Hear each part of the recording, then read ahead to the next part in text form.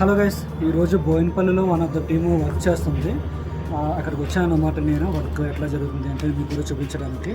I think ఇక్కడ 4 Windows work వచ్చేసి three Windows already మా వాళ్ళు వర్క్ చేస్తారు. 4th విండో దగ్గర వర్క్ చేస్తున్నారు.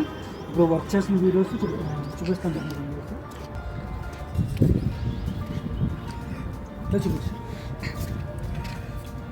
ఇది చూసారా మొత్తం ఎంత చెత్తగా ఉందో. ఇది మొత్తం అపార్ట్మెంట్ అన్నమాట, పెద్దది. మధ్యలో ఖాళీ ఉంది, డట్ టైపు. మొత్తం చాలా చండాలంగా ఉంది మొత్తం ఈ విండోస్ సబ్జెక్ట్ మొత్తం అంతా. అయితే మనం ఇందులో 2 విండోస్ చేసాం అనమాట. ఈ స్పేస్లో కింద కూడా విండో ఉంది, కానీ పైన మీకు కనిపిస్తుంది కదా విండో. ఇప్పుడు అది కొంచెం ఆ విండో మనం చేసాము. అండ్ మీకు ఇంకొక విండో కూడా చూపిస్తాను చూడండి. కింద చూపించి ఒకసారి.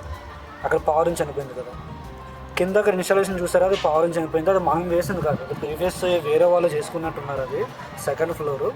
అది చూసారా, అది ప్లేన్ పైన సబ్జాల పైన ప్లెయిన్గా వేసేసారు. నెట్ అనేది ప్లెయిన్గా వేసేసేయడం వల్ల స్లోప్ ఎక్కువ లేకపోవడం వల్ల అక్కడ మళ్ళీ వేసినా సరే పావురాలు మళ్ళీ వచ్చి వాళ్తున్నాయి. ఎందుకంటే అక్కడ ప్లెయిన్గా ఉండడం వల్ల వాళ్తున్నాయి. కానీ ఇప్పుడు మనం వేసింది చూసారా, మనం వేసింది కొంచెం ప్లేన్ పైకి పెట్టాం.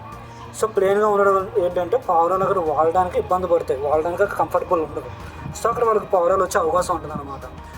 మనం ఇన్స్టాలేషన్ 4 రూపాయలు తగ్గుతుంది కదా అని చెప్పేసి ఎవరి దగ్గర పడితే వాళ్ళ దగ్గర చేయించుకుంటే అట్లాగే ఉంటుంది. మనకి డబ్బులు వేస్ట్ అవుతాయి, అక్కడ మనకి ప్రాబ్లం అనేది సాల్వ్ కాదనమాట.